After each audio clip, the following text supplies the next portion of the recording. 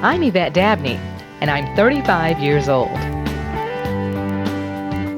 I do a lot of different things to make ends meet, and sometimes it's tough. But I believe in trying to achieve my goals. One of my goals is to meet different people and learn about their lives. That's why I like traveling, because you get to meet people, talk to them, see how they live, and experience what they see every day. I had a chance to visit Europe a couple of years ago, but it was all so quick. I wanted to see a different side of Europe. That's why I decided to go to Malta.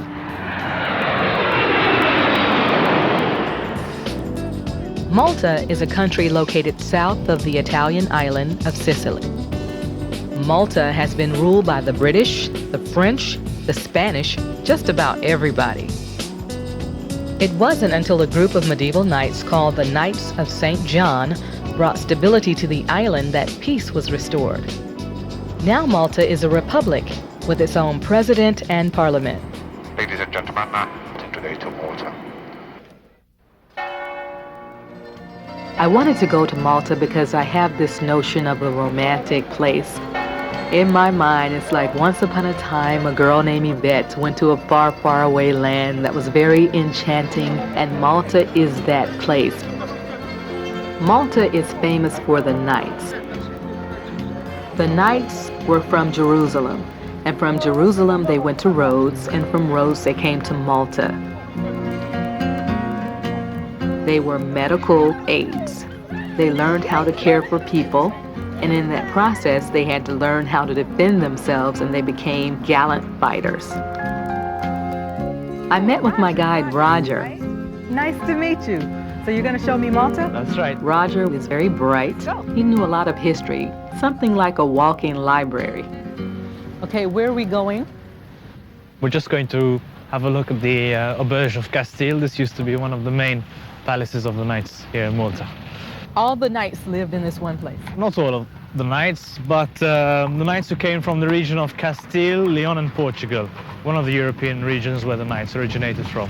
You said this was like a hotel, but they lived here. Yes, this is a palace where the knights actually lived and slept and relaxed. This was their home. They had their own servants. They needed servants to help them get dressed every morning. And also in the evenings they would have banquets in a large hall and at a long table, and they would eat their food on silver plates using silver forks and knives, and drinking their wine from silver cups. So they lived a very lavish lifestyle. Yes, in fact they were the youngest sons of the richest families in Europe. According to our fairy tales, we always imagine knights in shining armor. Did they wear that actually, or what did they wear? Well, here in Malta, the war season was always in the summer months. And you have to remember that a lot of the knights were elderly, and if they had to wear all that suit of armor on them, it would have been quite difficult for them to go out and actually fight the enemy. They did have full suits of armor, but these were mostly worn by the Grand Masters in special ceremonies, or else when the knights were on horseback. So what would they normally wear? What type of clothing? Did they wear suits or robes or? Yes, the knights wore usually a black robe with a white 8-pointed cross. You never wanted to go in there? Only on official invitation by the Prime Minister. Maybe he'll peep out and we'll ask him if we can go and have a look. Learning about the knights was fascinating, and Roger explained to me the leader of the knights was called the Grand Master, and that some of the Grand Masters were buried in the cathedral. So we're going to the Crypt. That's right. It's the underground burial place where we have 12 Grand Masters who are buried here. Okay. You first. No, it's okay. You can go first. No, after you. Ladies first. No, the guide first. You shall go and I will follow. Over here we have two sarcophagus belonging to two important Grand Masters. This is the sarcophagus of the first Grand Master of Malta. So this is where we have the Grand Master L'Île d'Adam, and as you can see, the type of sarcophagus it is a late medieval tomb for a king, because in fact the Grand Masters were the equivalent of kings Further back this way we have the second tomb, which belonged to the most famous and most heroic of the Grandmasters, and this was Jean Parisot de la Valette. In 1565, he was the person who led the Maltese and the Knights against the Turks. Wow, is this supposed to be an image of what he looked like? That's right. This is an image of what he looked like just before he died. He was one of the only Grandmasters who demonstrated a lot of bravery and heroism. In fact, he in one specific part of the battle, he went out to fight with his fellow knights. Despite his age, he was over 70 years old. You are a wealth of information, and I have appreciated your tales from the crypt, but now we can go. Sure. Let's go. Off to you. Yes, I'll go first. Thank you. From the darkness of the crypt, I emerged into the sunshine to find a very interesting place. I discovered a place where birds of a feather flocked together. They were men, and they literally collected birds. Hello, how are you? Not bad. What's your bird? What kind of bird? Green Crypt. Oh, so everybody comes here Yes. with their birds. The best. Tell me about that. Well, to say which one is the best singing. Oh, which one is the Same, smartest yes. bird? Is yours the smartest? No. You can say which Those is the over best. there are the best. Those over there are the best? How long have people been coming here with the birds? Men? Oh, long time. Tradition. Yep.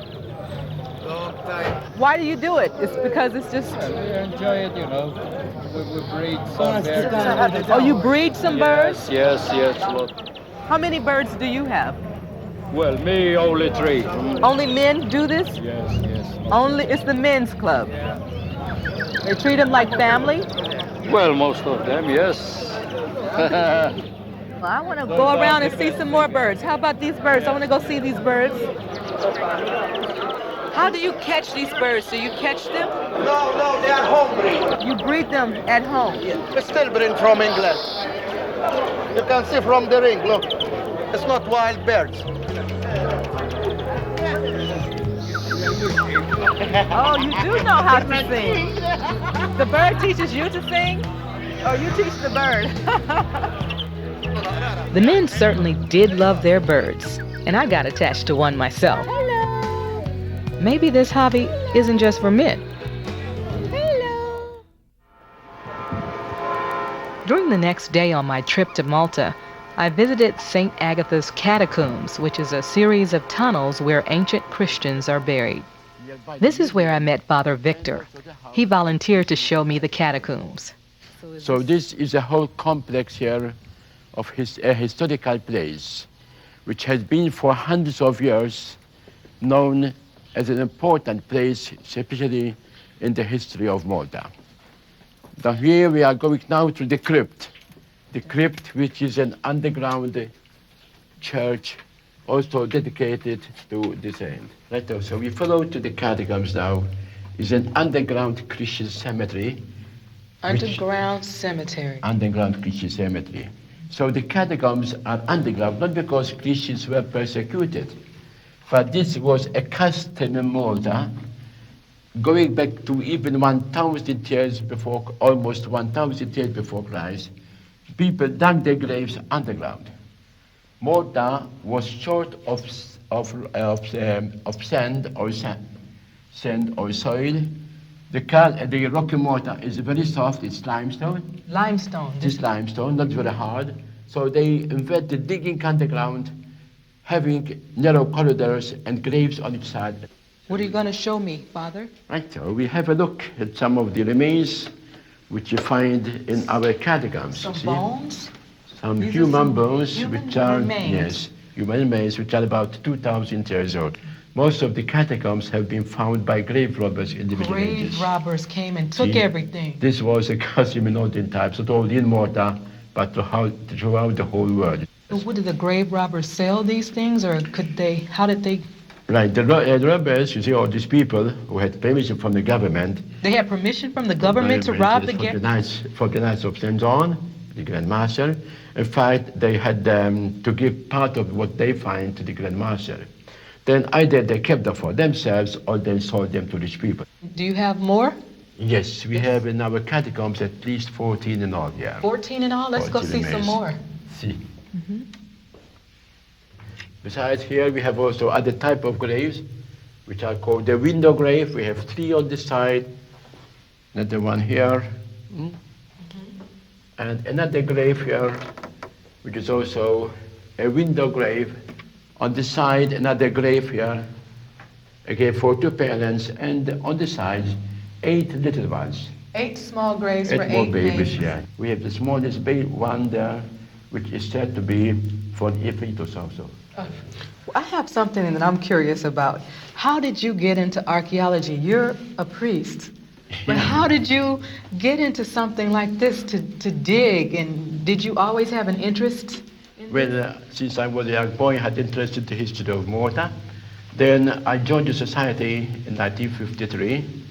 And when I was still studying for priesthood, doing philosophy and theology, during my free time, I used to come down here to remove the remains, to remove the stones from here, the soil and the rubbish. So this was a hobby for you? It was a hobby. And then it ended up working itself into your mission as a Christian priest? Yes.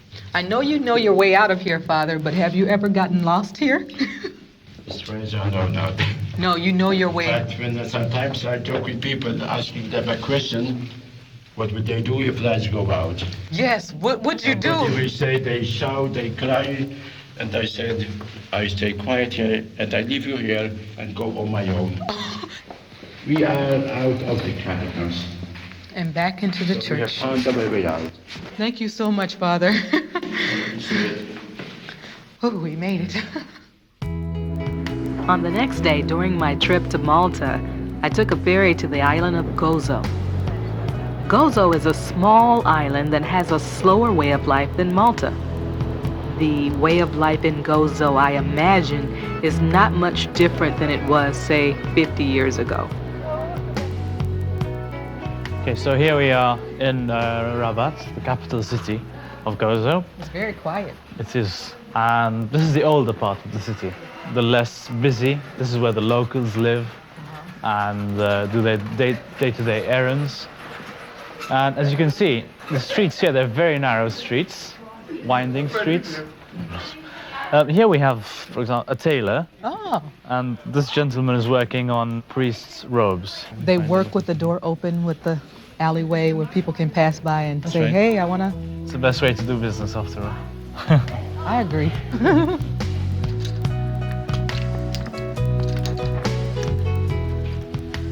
Oh, look, we have someone making lace over here. This is one of Gozo's specialities here on the island. The women in their free time make this very beautiful lace. Oh my gosh, that looks so complicated. You have to ask her, how does she know which one of these things to move around? You see, she's got the pattern underneath. I see. You never look at the pegs, the wooden pegs. She always keeps her eyes on the pattern. This is beautiful. Ask her how long it took to do all this. كم دم بيش تعمل البتشة كلها؟ jekk inti tkun fuqha dejjem trid 3 xhur biex tagħmilha. She said, if you had to be working on it every day, you'd spend a good 3 months. Roger, will you ask her if she can show me how to do this and if I can try? تista' turija kif tagħmilha? Fil-fatt trid tipprovaj. It looked like 5 bagpipes. Can you imagine that? Who could invent something that looks like this? A man. Well, you know what? I think it might be easier to buy a tablecloth. I'll just let you do this, and I thank you. Tell her I thank her for showing me, but I'll leave it to the pro. I'd like to show you this very interesting place, Ninu's Cave. Is this the place you were telling me the cave is underneath somebody's house? That's right. Now we have to ring the bell here. Okay. So, somebody over here. The woman who lived in the home was the cutest old lady. This is a nice house. Can you show us the cave? Yes. The cave underneath this very nice house? Yes. Oh, the cave is right through your living room. And right past your kitchen. Yes. A cave. Oh boy. Thank you for. Okay. I go now? Yes. Okay. Here I come. It's pretty low. Okay, I'm down in the cave. And her grandfather dug this out. It took him 7 years to dig all of this stuff out. Oh, and this is something. It's slick. It looks and feels like marble. It's kind of close. After going down into the cave, I talked to her about its history. Ask her, was she ever afraid having a house over a cave when she was little, or does she worry متى كنت now? هذاك صغير كنت بزا لا مش إذا كنت نجي مع الإنجليزي What did you say? She said that she was never afraid of the cave. And at a very young age, when she was still younger, she used to come here with the English servicemen Oh, into the cave. were these her boyfriends, or she just wanted to show them something unique? No, she's saying it was her grandfather who took the English into the cave. Around here, there were so many English servicemen. Everybody used to know each other, and she would socialize with them quite a bit. Ask her what life is like on the island. She said, thank God, she's very happy now. She's well looked after. Doesn't mean she wasn't happy before, she was always happy. Here on Gozo, they have an expression which dates back quite a few years, and it says the key of the house is always in the door. So the door is always open to visitors, whether they are local or foreign. Well, tell her I'm glad she opened the door for me. I went to a small fishing village in Malta called Marsaschlok. There were lots of colorful boats just floating on the aqua Mediterranean Sea. They were the most beautiful boats I had ever seen. They were yellow, red, blue, just beautiful, beautiful designs with bright eyes in the front of the boat. Near the boats was a fish market. They were selling all types of fish, squid, octopus, eel, yes, eel, everything you think you might want. Ooh, some shark, very small shark. What is that? What is that? That's a batfish. Yes, yes. We call it batfish. Yes. We call that shark. That's the rock salmon. Rock salmon, but no shark. But this is not shark, rock salmon. I happened to come upon a fisherman. He was sitting there repairing his net. Hello, how are you? All right. I'm Yvette. I wanted to talk to you about the fishing. I see all the beautiful boats. Are you a fisherman? Yes, Are you making a fishing net? yes, we're repairing the net, I love the boat, and I noticed the eyes on the front of the boat. That is traditions of Maltese, Make a good luck from the boat, you Good understand? luck. The eyes are good luck for Yeah. the boat. You're a fisherman, and your friends are all fishermen. Everybody Maltese. Yes, always Maltese. Have you been a fisherman all your life? All his life? Yes. Are you his friend? No, it's my wife. You're his wife. It's my wife. This is the head fisherman. So, did you learn to fish as a little boy? Yes, when it's born, always fishermen, you understand?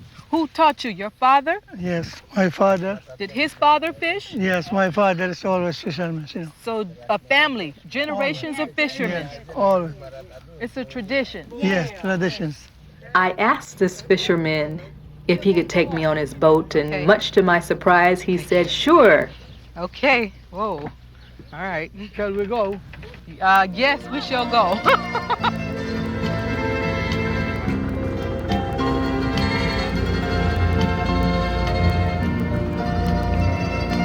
I'd always heard the expression cast your nets out into the sea, but I was actually able to see it this time, and when they cast a net, they cast a lot of net. I watched Tony cast these nets, and that's a job in itself. When you put out this net, what will you catch in the morning? Squid, Squid, octopus, octopus, red mullet, red mullet. Whoops, I got some caught. like rockfish, Rockfish. small sharks. Which one brings the most money? I think squid is good. So your grandfather would row this boat for 15 hours? Yes. He is very strong, right? Had to be very strong. By force it can make like that. And then after he rowed for 15 hours, he would have to drop out this net. This is a lot of net, a lot of net. After I went out with Tony to put out his nets, he invited me to come back the next day to haul in the fish. Good morning, Tony. Good morning, Clara. Hello, it's a beautiful day. Yes, Thank you, son. Get on the boat yes. and we'll go catch all the fish. We started out with a few boats scattered around, and we watched the sunrise. It was very beautiful. And we made our way slowly around the point. Fish that one. We see our first catch of the day. Glockfish, a poisonous fish. They're kind of red and spiky looking. They look kind of vicious like dinosaur fish. And a squid, of course, kind of squirmy looking. Hey, And then the octopus with the long arms. They were reaching out. Because I was able to go out on this boat with Tony the fisherman, I have new respect for fishermen. Tony is very dedicated.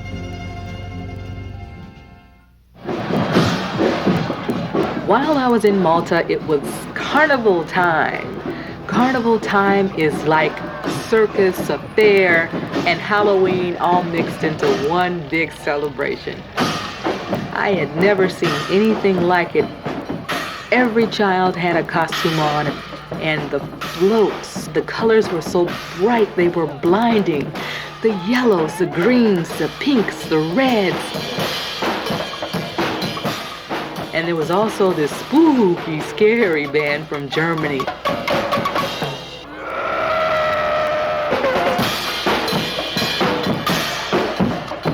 I almost wish the entire thing were a videotape and I could just press stop and rewind and go all the way back to the beginning and play it over again. I think that this was the first opportunity for a lot of people from Malta to get to know someone of a different race. And I think they were pleasantly surprised once they got to know me, how upbeat and positive and fun I was. I feel like I'm a much better person because I came to Malta. And I think Malta is a much brighter place after being exposed to me.